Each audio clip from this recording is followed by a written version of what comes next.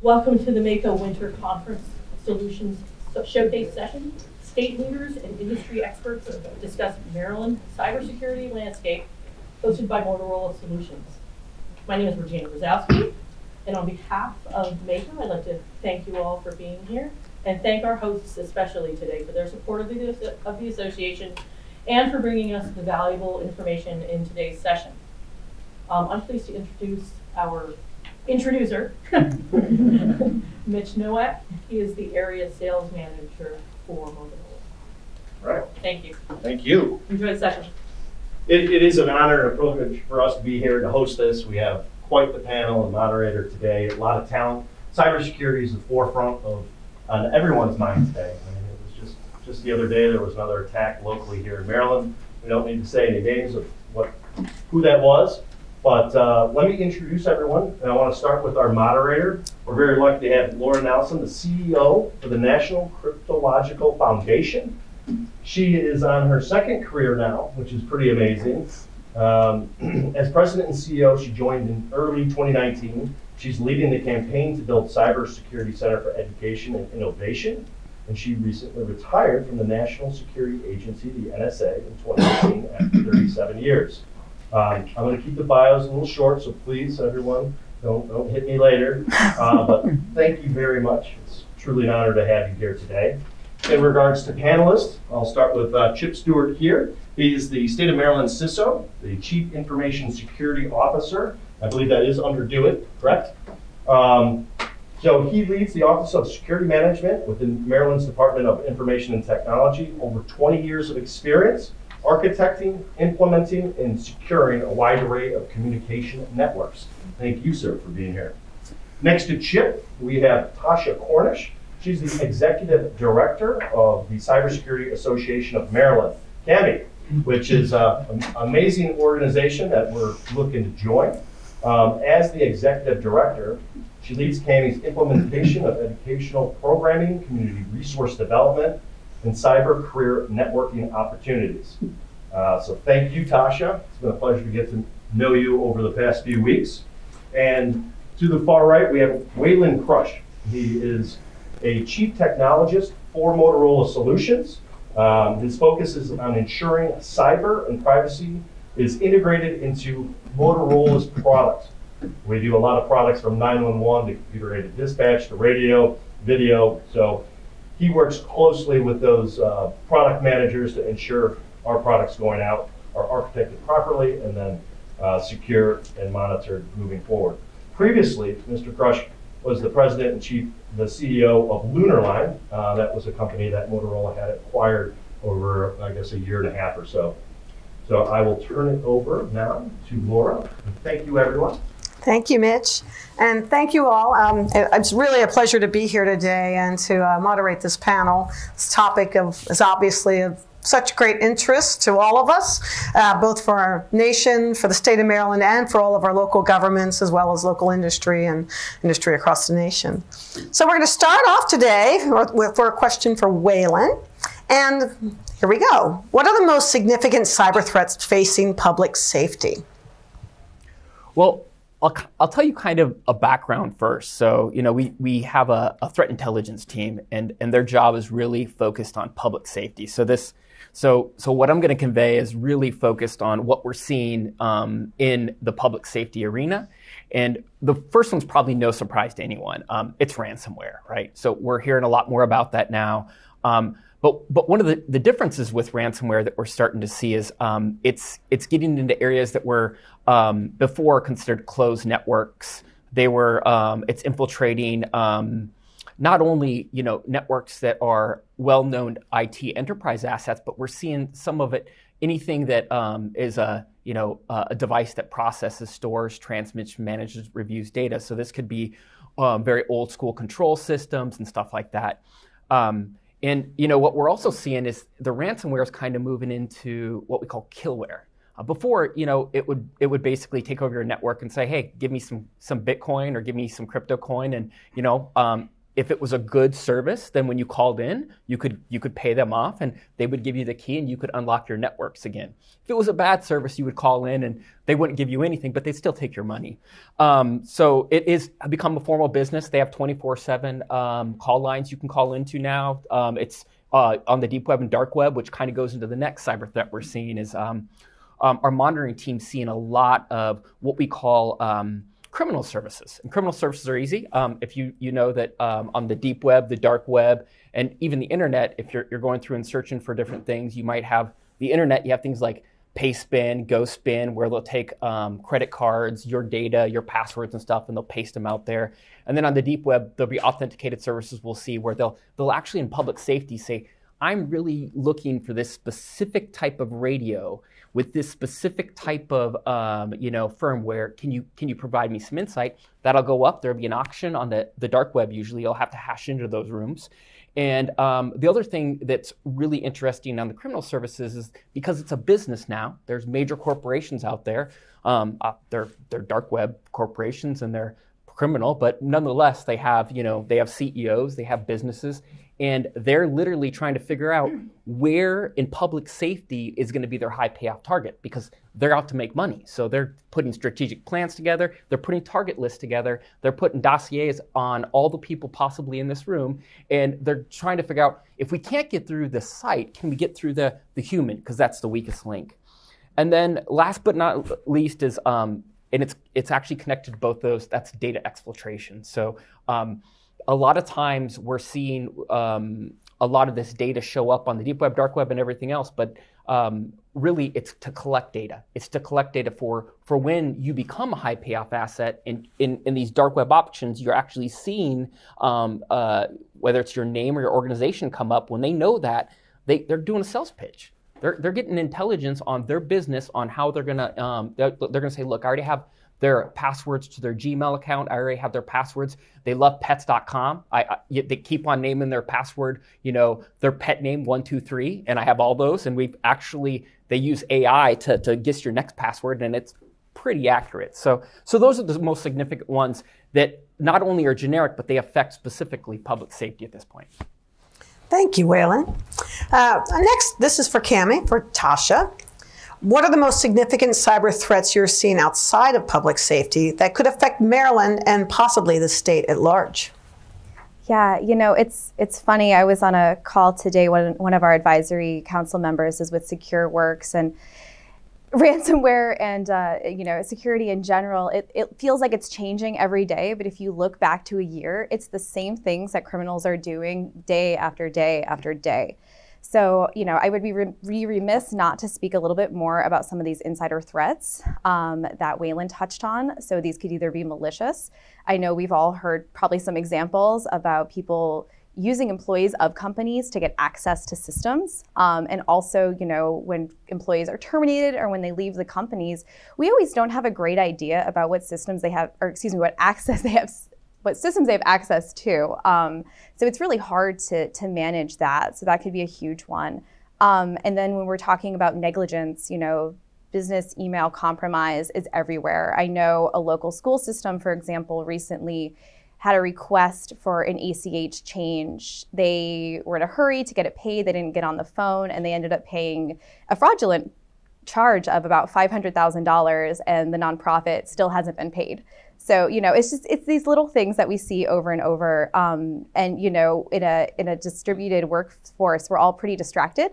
I know working at home, we're trying to manage a lot of things, and people are just clicking, they're downloading malware, et cetera. So definitely, that, and just ignorance, and Waylon touched on it a little bit, people are forming dossiers, and I don't think that employees always know that what they're posting on social media could be used to manipulate access to systems. So that's certainly something I want to touch on. Otherwise, some of the other basics, patch management, legacy systems, a lot of folks within public safety and state and local governments, and clearly even enterprises are running old programs. So they're not supported anymore, and a lot of companies aren't doing that type of patch management that they once were. So certainly that's something that we're seeing a lot of. And lastly, I think with the rise of ransomware, people are creating incident response plans. They're being a little bit more proactive. But just like a strategic plan, you're not going to just leave that on the shelf. So they're not working through these tabletop exercises. They're not testing their backup systems. The last thing you want to do is test it the day you're hit with ransomware. So just, make sure you're doing these tabletop exercises, keep everybody engaged, and just keep testing those backups. All right, thank you. It's interesting you talk about patch management. We just had Rob Joyce speak at one of our panels about a month or so ago. Rob Joyce, who's the Cybersecurity Directorate leader at NSA. And that's the number one thing he said, patch management, patch your systems. That's the easiest way to keep your systems safe. Thank you, Tasha. Okay, moving on to Chip. How does Maryland's IT and cybersecurity strategy compare to other states? And can you speak to the value of information sharing and how are organizations capitalizing on that? Absolutely. So I think cybersecurity strategy has just been part of traditional IT strategy for a long time. Maryland, I think, is one of the first states that's really separating cybersecurity strategy from the traditional IT strategy. Because it encompasses more than just IT at this point. Cyber risk is business risk and mission risk. So because many states don't have that, this is something we've worked through. We're actually planning to release our cybersecurity strategy documents in the next few weeks. And that's all catalyzed heavily by Senate Bill 49. So that'll be released as something that we can work with the counties and municipalities on to help them develop their own cybersecurity strategies and goals. The biggest part of our strategy is focused on staying in front of the adversaries. There's a cyber term that's heavily overused, trying to shift left. I typically don't love buzzwords, but I think that it really tells a story. We need to be in front of them on the timeline, because the further in front we are, the more able we are to detect and respond and recover from cyber incidents. The other really big piece that I think is important is managing risk. How do we identify the vulnerabilities, the threats that are out there against us? To a point that was made earlier, building that information sharing and intelligence capability. What are the threats that we're seeing? What are we seeing the threat actors do? And how do we make sure that we are, again, staying in front of them? Again, to one of Tasha's points, the resilience, the ability to recover in the event that something does happen. Having good backups, knowing how to run through the plan is so important. The first time you run through the plan, it's going to be clumsy, it's going to be clunky. So being able to execute on that and having a couple reps underneath your belt when you start is a huge help. And then the last thing, again, back to the information sharing concept, collective defense. The information we see from attacks, we can share that out with organizations. And if they can use it, they can take those indicators that we see and make their system stronger. So I think those are the high level points that are most important about capitalizing on the strategy and the investments. Okay, thank you. All right, moving on. Next for Waylon. Can you tell the group a little bit about the ISAC model and what Motorola is doing with their ISAC initiative? Absolutely. So I think both speakers here kind of brought that up. And information sharing is probably one of the most important areas that the community as a whole can be part of. And at Motorola, what we're doing right now is we're creating a public safety ISAC. And we have a significant amount of data. And as you know, the most important thing you have when it comes to data is to make it actionable. So one of the first things we're doing is building the ISAC capability, and really it's also important to use automation. So we're using Security Content Automation Protocol, SCAP, Sticks Taxi and Cybox. That allows us to share those indicators. It allows us to, if we have a partner where obviously there's a significant event, we can we don't have to give their information, but we can still help everyone else identify those types of threat, malware, and vulnerabilities.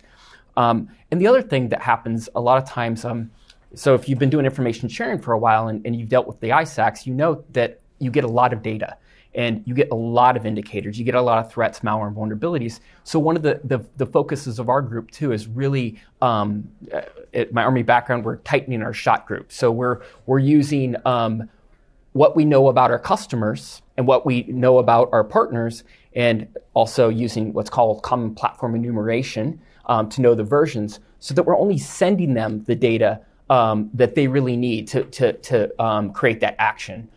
So whether it's an incident, if it's an indicator of compromise, or we're seeing it somewhere else. And so, that's a big initiative that we're currently working internally, but we're going to spread out to all of our partners going forward. All right. Thank you, Waylon. Okay, moving on to Cami and Tasha. What areas of cyber threats, malware, or vulnerabilities are not getting the press they need to ensure prioritization? Yeah, so I'm going to start what we consider to be the big one of workforce. Every day in Maryland, there are over 20,000 open jobs in security. And that's a huge risk to our national security, as well as the security of our critical infrastructure. So, a big hat tip to Laura and her organization for the work that they do to promote it in K through 12 education. And, we at CAMU really try to talk to our employers about how to create these on-ramps to really address that gap. But it's something that we're going to have to talk more and more about. And it goes beyond, security professionals. It really is an education of our entire workforce. To Chip's point earlier, this is not just something that the fabulous folks that do it should be waving their hands about. This is part of everyone's mission and everyone's business. So I think the more we can integrate that and follow the great work that they're doing, the better. Second, I would say, again, not sexy, but asset management. Do you know all of the devices that are on your networks? And do you know what software that you're running? Another cause of, BEC is people patching software that doesn't even exist on their systems. And do you know what's running on your systems? You should know if your marketing person is now running PowerShell. That's a little odd. So we talk a little bit about asset management, but I think it's just something we really have to get a better hold on, especially as we're using internet-facing devices to gather this data that we're using to strengthen our, systems. It really all should be protected. And, finally, on that, I would say the supply chain. There's been some really high-profile cases, SolarWinds, Kaseya, Microsoft Exchange, and I think we're starting to talk about it. But what I see in our conversations is that the supply chain still doesn't really understand what it means to be secure. We can say, oh, yes, the supply chain, but I gave the example. I was here at the Maryland Farm Bureau conference a couple of days ago talking to farmers. And we're talking about risk, and they're thinking about how they fit into the supply chain and the food system, but they just want solutions. So I think that enterprises and local government and state government, we could all do a better job at providing those resources for small businesses to actually improve their postures. We're working with a couple companies now on what that looks like. We have a company here today, I'll just give them a quick shout out, Cyber Lantern, that does a really good job at helping secure the supply chain. So go talk to them. All right, thank you. I can't emphasize enough the workforce piece. 500,000 jobs across the nation, right? Open jobs in this field. And I think everybody thinks you have to be a computer scientist or something like that to take these jobs. No, some of them don't even require a college degree. So how do we get training to people? How do we get people to take some of these positions and get them into the workforce? So that is such an important part of this. Okay, moving on to Chip. What is your office working on to help the counties and cities with their cyber questions, such as which organizations to partner with, and what are essential services, and what are nice to haves?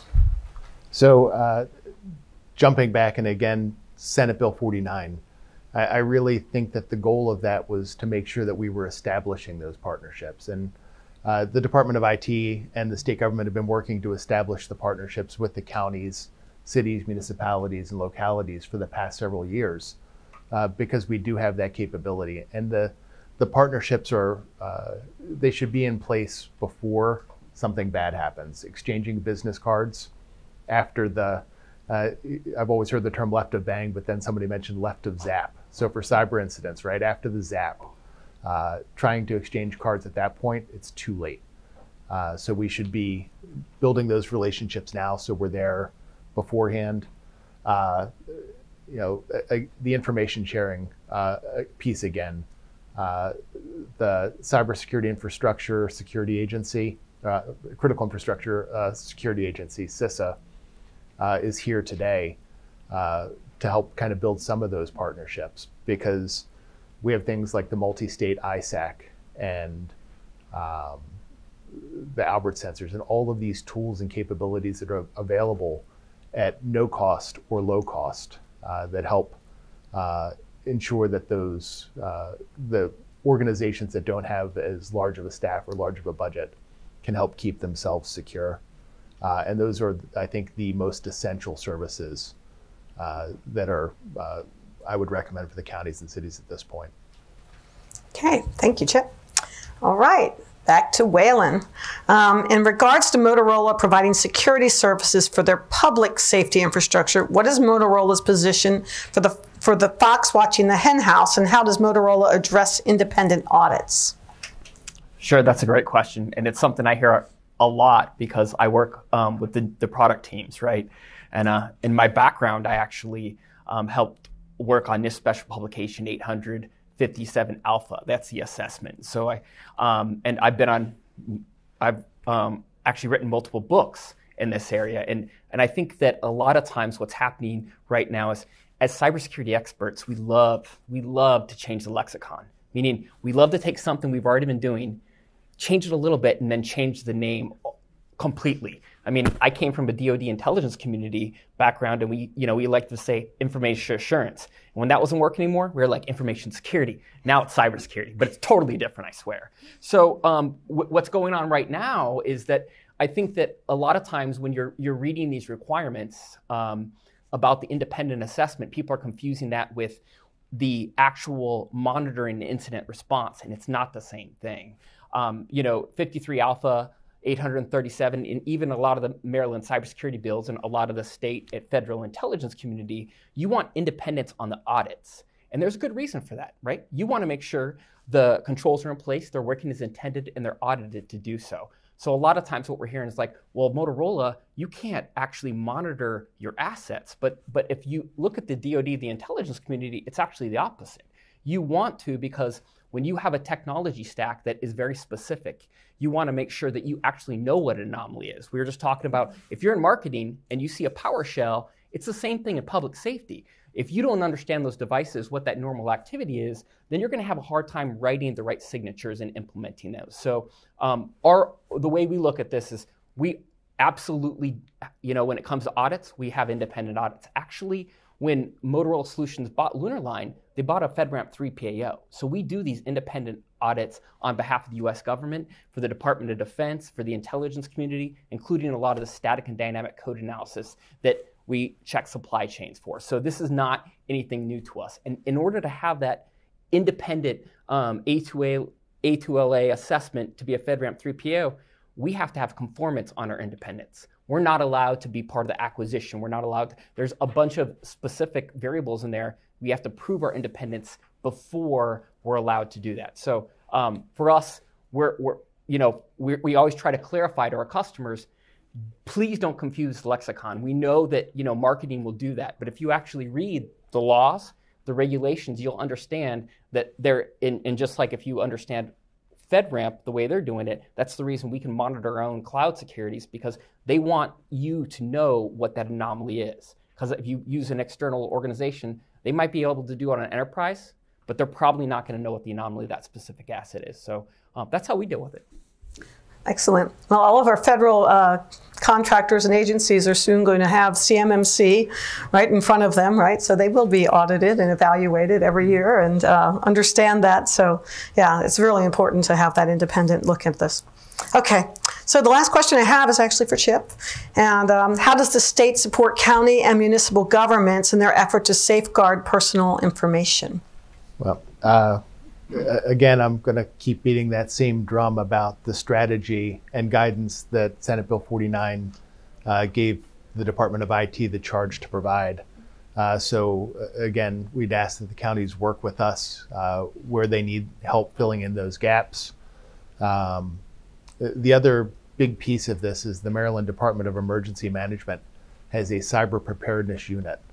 And the charge for the cyber preparedness unit is to help the counties, municipalities, towns, cities with ensuring that they have recovery and response plans in place.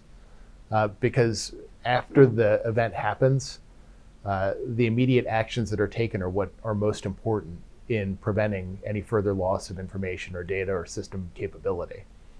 So I would say that the big thing that I would recommend is that folks reach out to what was MEMA, now the Maryland Department of Emergency Management, work with the Cyber Preparedness Unit to help ensure that you have plans, that you're exercising those plans, because again, don't want the first time you go through it to be when you actually need to use it. And really get that worked into your process, because that is a tremendous step forward in safeguarding personal information. Okay, thank you. Well, we have 4 minutes left. If you all want to provide any kind of closing thought, you can do that. Do you have anything else you wanted to add to this? And last thoughts, if not. Yeah, sure. So I'll go back to a previous one of the questions, and it sounds like it's a topic we all agree is when this ISAC and this data information sharing comes available from a public safety perspective, it can't just be us. This is all about our partners. This is all about the state localities. We have to be able to share that information. So I would just say, the paradigm shift that has to happen and you have to be ready for is, before you might not want to share that data, but it is critical that if you do so, and don't worry, no one's we're gonna anonymize it. But the main thing to note is, if it's happening to you, if you're the one out there helping build those signatures, you're going to be the one preventing it from happening to your partners, your organizations you work with, and everything else. So that would be my last. Thank you. That's it. That's it. Well, I think we're finished then. Well, thank you.